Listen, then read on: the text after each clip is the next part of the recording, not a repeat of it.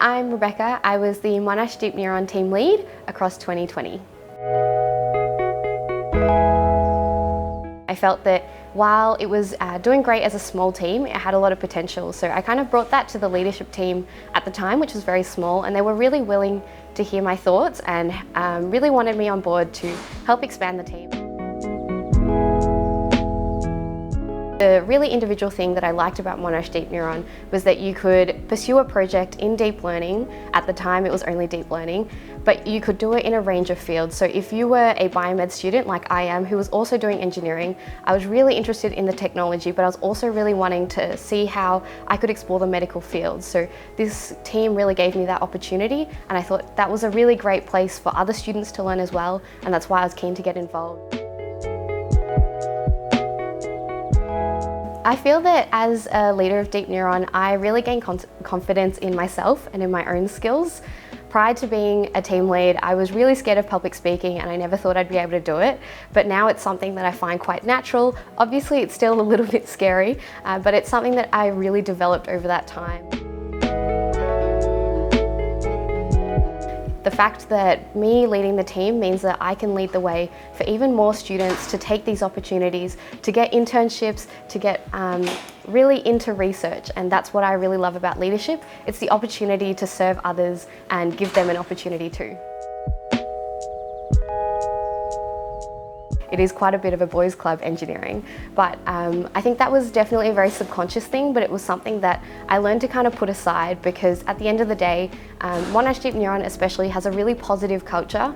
It isn't really who you are that matters, but what you want to do and your passion that really matters. So I think that was something that was kind of tricky to navigate coming into the role, and kind of at the first few stages of it, me trying to measure up or measuring myself up to other people.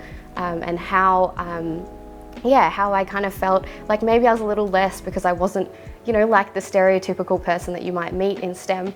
But I think that just kind of strengthened my resolve to work hard and really serve the team. So I think even though it was challenging, it definitely gave me that extra boost to really work hard at it. I think that we just need diversity in general in STEM.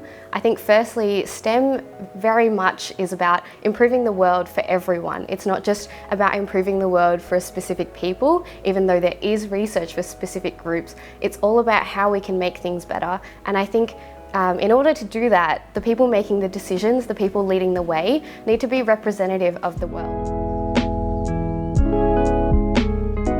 At the end of the day, unless you try, you won't know. And unless you try, you won't develop either. So I think my advice is, even if you're scared, even if you're not sure, just go ahead, apply, and just really throw yourself into it.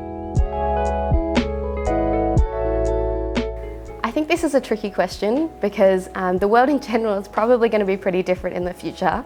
But what I would like to see is that there continues to be this positive atmosphere, not just around Monash DeepNeuron, but I'd like to see that kind of across the whole field of STEM.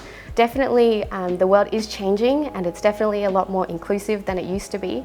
But I think the fact that there are still pointed programs to kind of cultivate diversity, kind of say that there's something that needs to be worked on. So I'd like to see in the future that there's no need for these specific programs or projects targeting diversity groups, but that we can all just work together as humans, all together, just working towards the goal of making life better for everyone without having to worry about who we are and what we can or can't do.